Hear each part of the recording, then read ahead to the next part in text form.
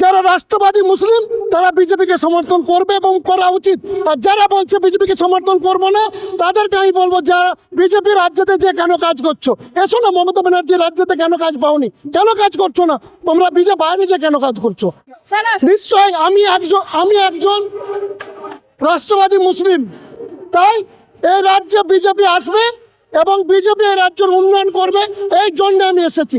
আরে কি মনে হচ্ছে তাহলে মানুষ সত্যি পরিবর্তনটাই পাচ্ছিল শেষ পর্যন্ত? হ্যাঁ, শেষ অব্দি তাহলে মানুষ পরিবর্তনটাই পাচ্ছিল, কি বলছেন?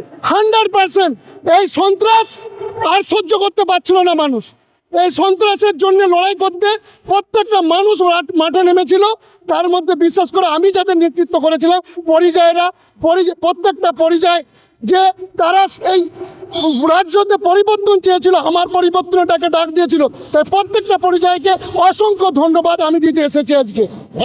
আচ্ছা, কতটা পরিবর্তন আপনি আশা করছেন এবার যদি ক্ষমতায় বিজেপি আসে? সত্যি কথা, হ্যাঁ, যদি বিজেপি ক্ষমতায় আসে তাহলে কতটা পরিবর্তন আপনি আশা করছেন? এই রাজ্যের পরিবর্তন হবে, হয়তো টাইম লাগবে, কিন্তু এই রাজ্য থেকে আমি চাই একটা যেমন পরিযায়ীকে ভিন্ন রাজ্যে না যেতে হয়। আচ্ছা, সংখ্যালঘুদের উদ্দেশ্যে কি বলবেন? তারা কি আদৌ কি বিজেপিকে সমর্থন করবে এবার? দেখুন, যারা রাষ্ট্রবাদী মুসলিম তারা বিজেপিকে সমর্থন করবে এবং করা উচিত।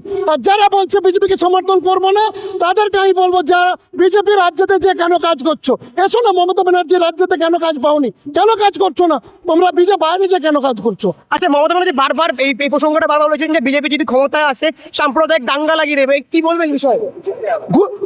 আজকে প্রায় একাধিক রাজ্যে বিজেপি শাসন করছে, সেখানে তো কত সম্প্রদায় দাঙ্গা হচ্ছে না, সেখানে মুসলিমদের অবস্থা এখানের থেকে অনেক ভালো। এখানে তো মুসলিমকে তেজ পাতা হিসেবে মমতা ব্যানার্জি ইউজ করে এবং মুসলিমদের ভোটটাকে খালি নিয়ে ওদের জন্য কিচ্ছু করেনি মমতা ব্যানার্জি। আচ্ছা, ভবানীপুরে কিন্তু এখন অব্দি শুভেন্দু অধিকারী অনেকটাই প্রায় পিছিয়ে, কি বলবেন?